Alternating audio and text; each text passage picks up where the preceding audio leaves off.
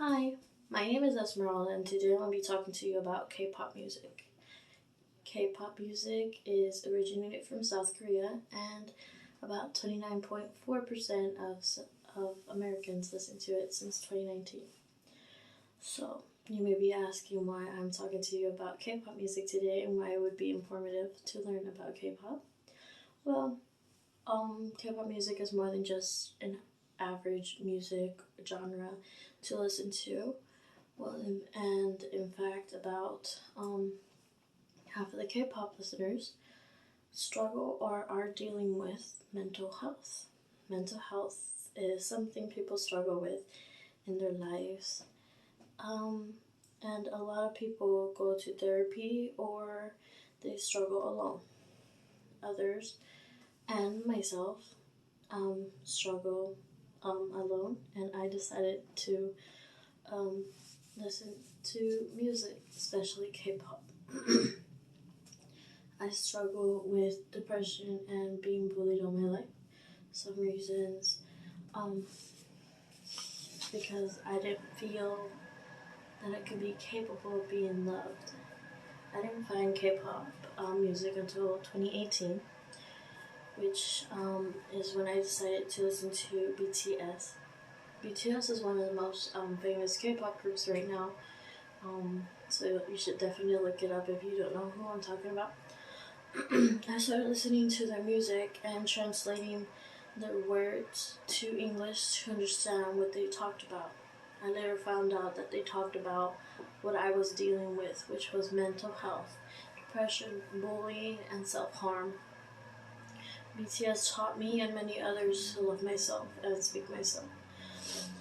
BTS helped people around the world to deal with what they struggle with.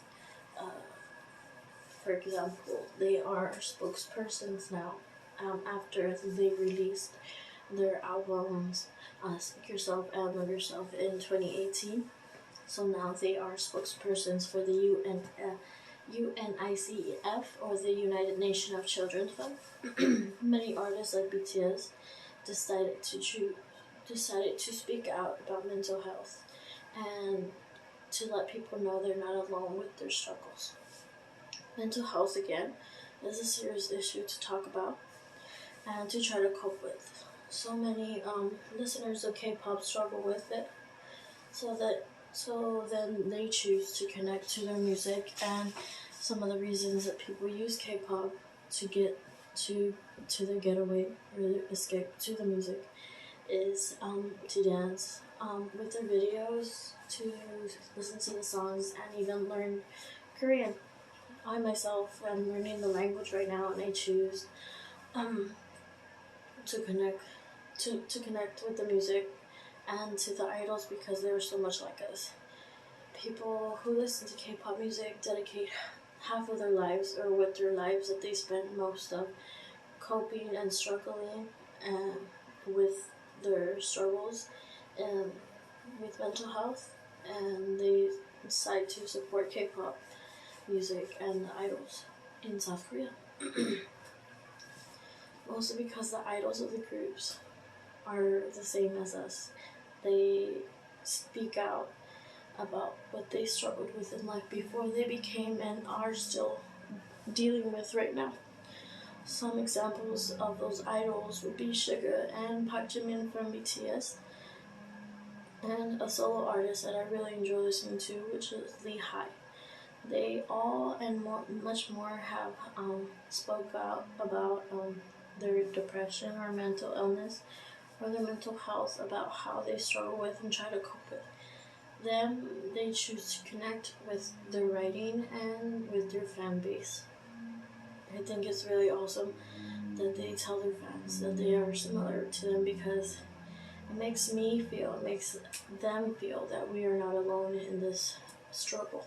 This is why I chose to bring this discussion up for my informative speech, because many people don't know what others struggle with and how they cope with.